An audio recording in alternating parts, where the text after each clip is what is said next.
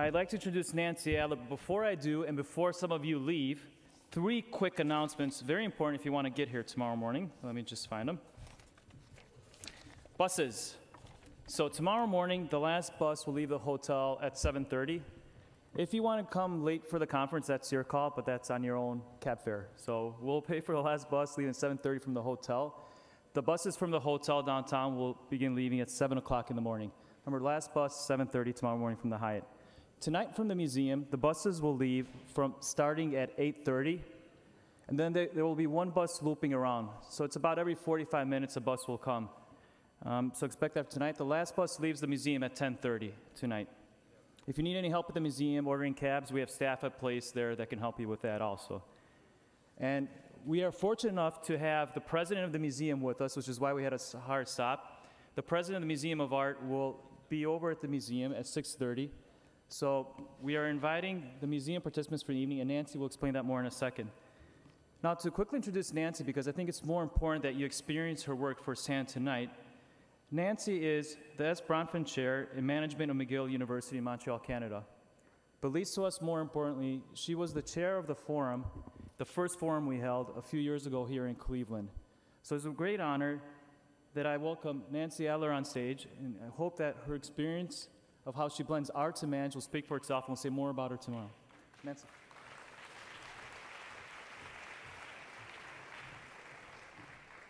Let me make a quick promise. There aren't going to be any more piles of words, because if you're feeling anywhere close to how I'm feeling right now, you've got so many delicious words inside of you, you would absolutely not be able to put another idea or concept into your head. What I would love to do is to invite you into the transition. And the poet David White said that the dehydrated jargon of management is far too small for us now. It has too little poetry, too little humanity, and too little good business sense for the world that lies before us. And I think that's been echoed in a lot of the speakers already today, but we'd like to echo it in a particularly special way. All of us shortly are going to show up at the museum. And of course, museums are wonderful places for visual images. Right now, what I would like to do is invite an incredibly special cellist, Jayden, who has been invited to all of the top chamber music festivals in the world, including the Banff Center, which is where I just spent the last month, but I had to scrub my hands to get the paint off, because I don't play the cello. So you're in for a treat. What he's going to be playing for you is Bach's first cello suite in G. Many of you will probably recognize it. But the reason that we've invited Bach and Jayden literally as our keynote for the end of the afternoon, beginning of the evening, is because Bach was the master in the world of contrapuntal music, of counterpoint. And what is counterpoint but bringing together different voices to create beauty and harmony? So we may be talking about multi-sector collaboration and how we're going to figure out how to be global, and guess what? The musicians had a pretty good idea of how to do that centuries ago. One last suggestion is Bach and Jayden are going to play the first movement. That's about 5 minutes. Then I would ask in silence if the people who are a part of the art experience who are still in the room will head towards the back door. If it's raining, you're going to be taken directly to a bus.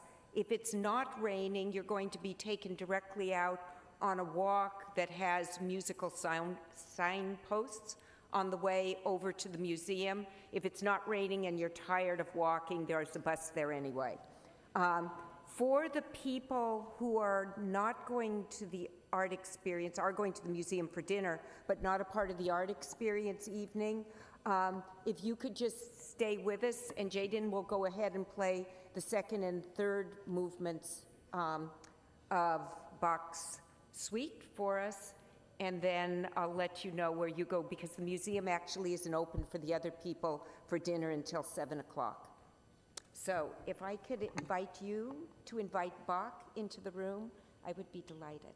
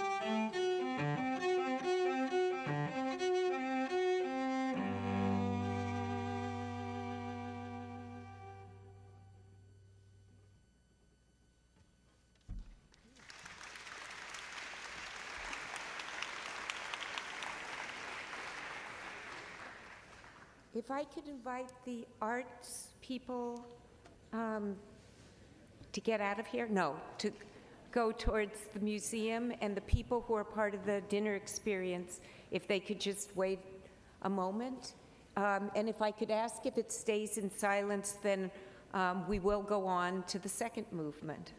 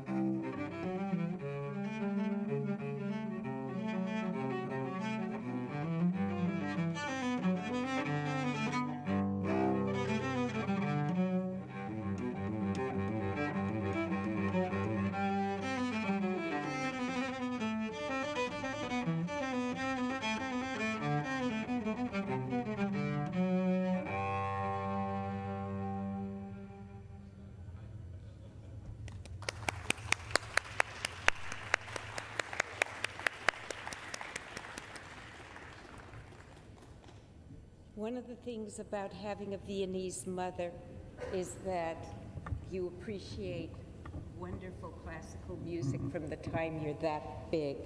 One of the things that's absolutely clear is that you are a treat and a gift to the world. Thank you.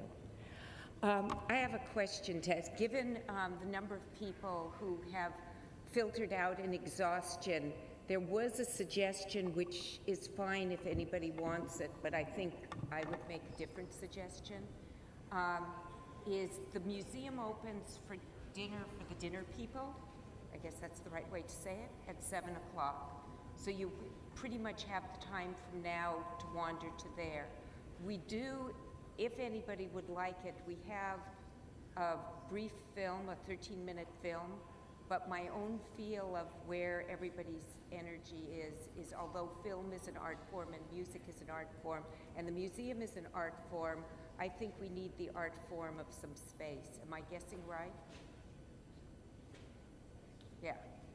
So I'll be delighted to see you all at the museum. I hope you keep the music in your head. I think they sent the art people down the path, down the quad, and if you do want to walk down there, there is a flautist playing over by the lagoon, and I think the cellist got rained out because we were too afraid of the instrument getting hurt out there. But please, whether you're a part of the art experience or the dinner experience, feel welcome. If you want a nice walk, it's a gorgeous walk. And I'll see you all at the museum. Thank you.